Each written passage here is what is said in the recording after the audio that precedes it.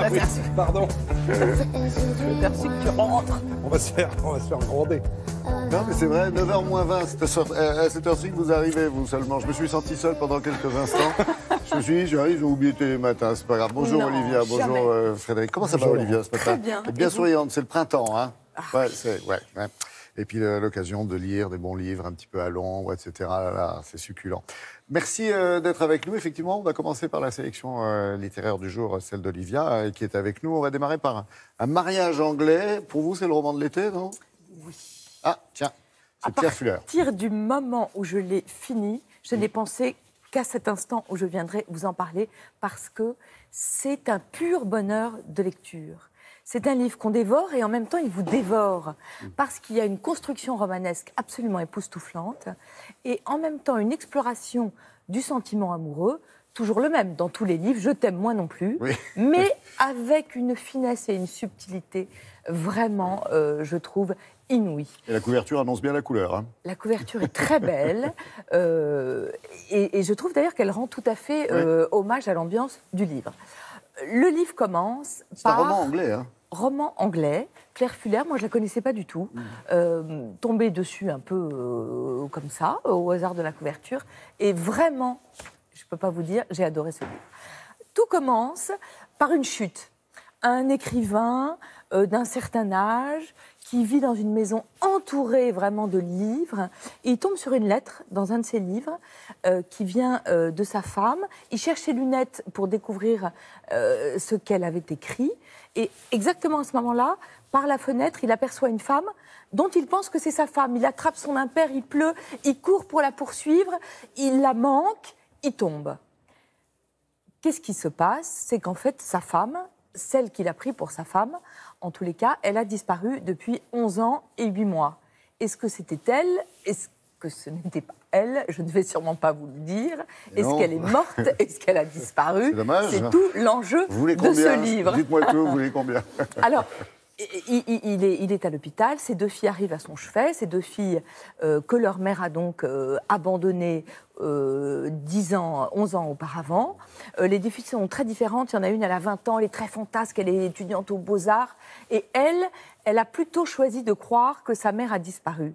L'autre, elle est sage-femme, elle est plus raisonnable, et elle a plutôt choisi de croire que sa mère est morte. Et c'est une des grandes questions du livre, parce qu'en fait, c'est 2 sentiments contradictoires qui s'entrechoquent dans l'âme de ces 2 chacun avec filles. les explications de sa thèse, Voilà. sa propre thèse. Et donc, vous avez d'un côté la peine et de l'autre l'espoir. Est-ce qu'il faut vivre dans la réalité ou est-ce qu'il faut vivre dans l'imagination? Et là, à partir de ce moment-là, le roman se scinde en 2 temps. Vous avez d'un côté ces 2 filles autour de leur père et de l'autre, les lettres de la mère qui a disparu et qui a écrit des lettres pour raconter à son époux l'histoire de leur mariage, ce fameux mariage anglais, et elle glissait chacune de ces lettres dans un livre en se disant peut-être que mon mari les trouvera ou peut-être qu'il ne trouvera pas. Et là, on va découvrir l'histoire d'une jeune fille qui avait décidé d'être libre, de ne pas se marier, de ne pas avoir d'enfants, et qui a succombé au charme de son professeur qui avait 20 ans de plus et qui a eu un mariage et des enfants. C'est un livre qui interroge vraiment toutes les facettes de l'amour. Qu'est-ce que c'est que d'aimer? Qu'est-ce que c'est que d'aimer ses enfants? Qu'est-ce que c'est que d'aimer des enfants qu'on n'a pas forcément désirés? Quelle est la différence entre maternité et paternité? Comment est-ce qu'on supporte la trahison, la jalousie? Je vous jure, c'est extraordinaire. Et je parlais de thèse tout à l'heure, c'est une thèse sur l'amour en fait. C'est une thèse sur l'amour, mais une thèse sur l'amour avec rebondissement et surtout avec subtilité, parce qu'il y a plein de romans comme ça, à sentiments forts. Mais celui-là, vraiment, je trouve, est particulier. Un mariage anglais de Claire Fuller. Alors, vous êtes une grande cuisinière, tout le monde le sait, ici dans l'équipe de Télématin. C'est pour ça que vous nous avez ramené rapporter un livre de cuisine de recettes. Justement, je vous ai apporté Manger juste de Sabine Masloum, et c'est bien la preuve que ce livre est vraiment formidable, parce qu'effectivement, je suis nulle en cuisine. Mais ce livre de recettes de cuisine est bien plus qu'un livre de recettes.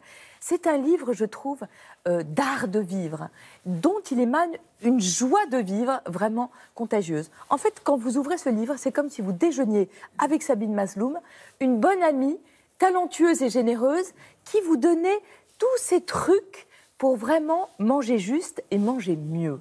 Sabine Masloum, elle est née à Paris, elle a grandi à Rome, elle habite aujourd'hui à Beyrouth. Et donc son livre est vraiment un livre de recettes méditerranéennes. Elle est mère de 3 enfants et c'est une très grande créatrice de bijoux à Beyrouth, très réputée. Elle fait des bijoux qui donnent envie de devenir une pie tellement ils sont magnifiques.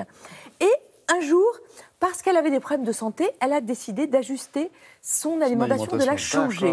Et du coup, c'est une alimentation qui est sans gluten, sans beaucoup de produits laitiers, sans sucre et sans produits transformés. C'est simple et rien n'est sacrifié à la gourmandise. Moi, qui ne sais rien faire, j'ai réussi à faire beaucoup de recettes de Sabine Masloum. En plus, le livre, il est magnifique, il est raffiné. Et Sabine Masloum, elle est divine. On a envie de lui ressembler. Eh ben, écoutez, en faisant ces recettes, peut-être qu'on arrivera un petit peu. La recette du bien vivre, et puis on attend la preuve de votre excellence et de votre nouveau talent. Ah, peut-être pas quand même.